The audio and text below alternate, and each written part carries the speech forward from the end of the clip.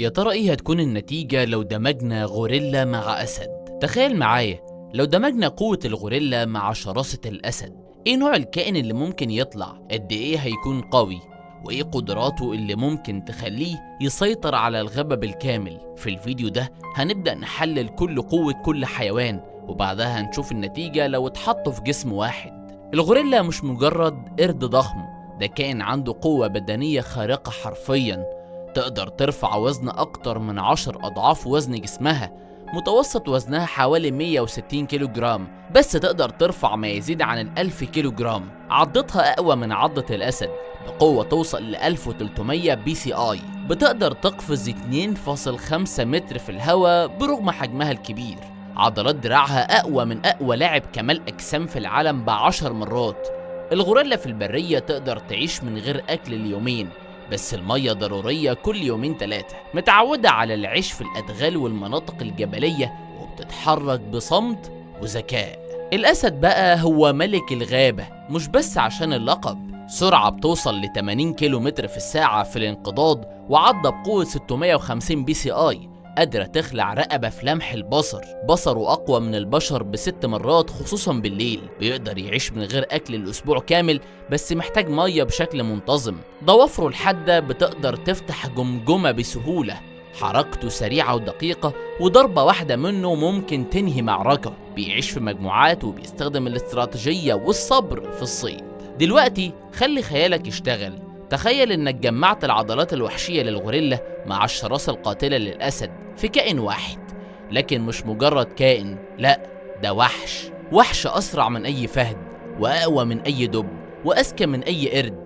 قادر يتحرك في البر والبحر، ويصطاد في الليل والنهار، وبيمتلك قدرات خلت العلماء في خيالنا طبعا يعتبروه نسخة مطورة من أي مفترس على كوكب الأرض. ده هو الجوريسيد.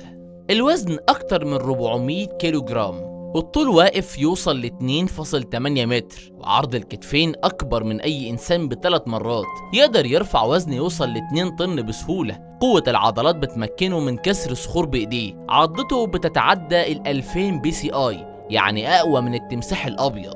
وسرعة عدو 80 كيلو متر في الساعة، وقفز رأس بيوصل ل 3 متر على الانقضاض في صمت قاتل. وبيقدر يعوم لمسافات طويلة، وبيتنفس بشكل منتظم تحت ضغط جسدي عالي. وبيستخدم ايديه الضخمة كزعانف في المية، يعني ما تقدرش تهرب منه لا في البر ولا في البحر.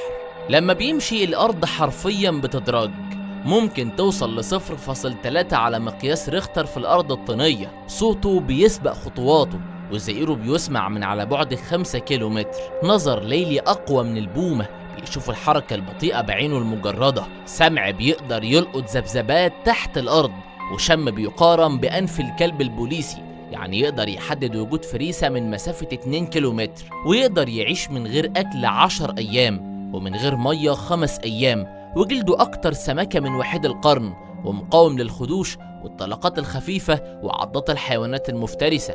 وأقوى من الدب القطبي 3 مرات.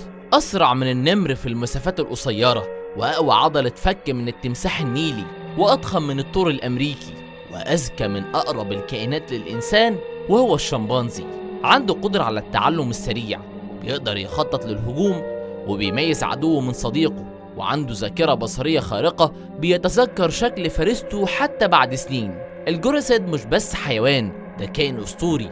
قوته تتفوق على أي كائن موجود في الطبيعة، ولو كان موجود بجد محدش كان يقدر يعيش في نفس الغابة معاه.